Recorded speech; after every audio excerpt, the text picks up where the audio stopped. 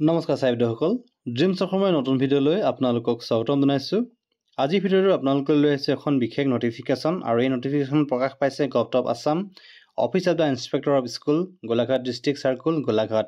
আৰু এই অৰ্ডাৰ কপিখনত কি আছে সবিশেষ মই আপোনালোকক জনাব বিচাৰিছোঁ এই ভিডিঅ'টোৰ যোগে। আপোনালোকৰ ভিডিঅ'টো শেষলৈকে চাই যাব।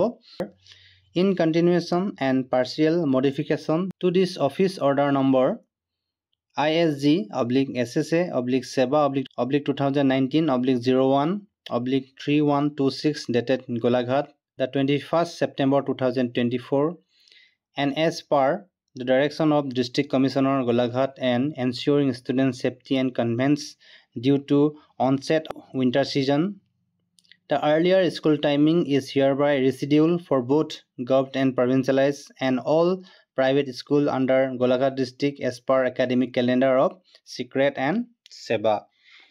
যেহেতু ছেপ্টেম্বৰ মাহত যি অত্যাধিক গৰম হোৱাৰ হেতুকে সমগ্ৰ অসমতে যি স্কুলৰ টাইমিংসমূহ ৰিচিডিউল কৰা হৈছিলে আৰু সেই ৰিচিডিউল কৰা টাইমিং বৰ্তমানলৈকে যি পৰিৱৰ্তন কৰা হোৱা নাছিলে, চেঞ্জ কৰা হোৱা নাছিলে গোলাঘাট জিলাত। আৰু যেহেতু গৰমৰ কোনো প্ৰকোপ নাই আৰু যিহেতু গৰম কমি আহিছে আৰু গৰমৰ লগতে ঠাণ্ডা বাঢ়ি আহিছে, তাৰ বাবে স্কুলৰ যি সময়সূচী পুনৰ নিৰ্ধাৰণ কৰি দিয়া হৈছে। নতুন সময়সূচীৰে যি বিদ্যালয়ৰ পাঠদান আৰম্ভ হ'ব। পূৰ্বৰ যি সময়সূচী আছিলে সেই সময়সূচী মতেই যি বিদ্যালয়সমূহৰ পাঠদান আৰম্ভ হ'ব। আৰু এইখিনিতে মই আপোনালোকক দেখুৱাব বিচাৰিছোঁ স্কুলৰ যি নতুন সময়সূচীত কেতিয়াৰ পৰা কেতিয়ালৈ বিদ্যালয়সমূহ চলিব আপোনালোকক দেখুৱাব বিচাৰিছোঁ।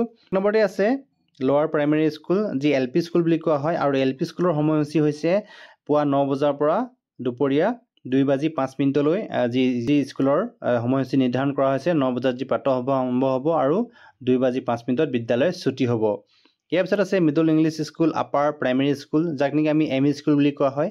সেই ME স্কুলৰ বাবে পুৱা 9 বজাত যিহেতু পাঠদান আৰম্ভ হ'ব, বিদ্যালয় আৰম্ভ হ'ব আৰু 3:25 বিদ্যালয় ছুটি হ'ব।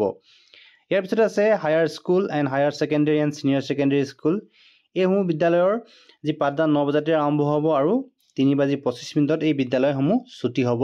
এয়া যি সময়সূচী এই সময়সূচী নিৰ্ধাৰণ কৰি দিয়া হৈছে। নতুন স্কুল টাইমিং নিৰ্ধাৰণ কৰা হৈছে। যিহেতু পূৰ্বতে যি গৰমৰ বাবে বিদ্যালয় সময়সূচী সালসলনি কৰা হৈছিলে আৰু সেই সালসলনি পুনৰ মডিফিকেশ্যন কৰা হৈছে।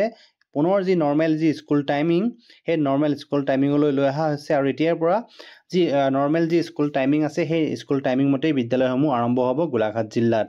আৰু দেখিবলৈ পাইছে this order will become effect from Monday 18 November 2024 and will be remain in force until further order। যিহেতু এই নিৰ্দেশনা মতে 18 নৱেম্বৰ যিটো সোমবাৰৰ পৰাই এই যি সময়সূচী লাগু হ'ব আৰু এই সময়সূচী ভৱিষ্যতে কোনো অৰ্ডাৰ নিদিয়ালৈকে এই সময়সূচী মতেই বিদ্যালয়সমূহ পাঠদান চলি থাকিব বুলি প্ৰকাশ পাইছে।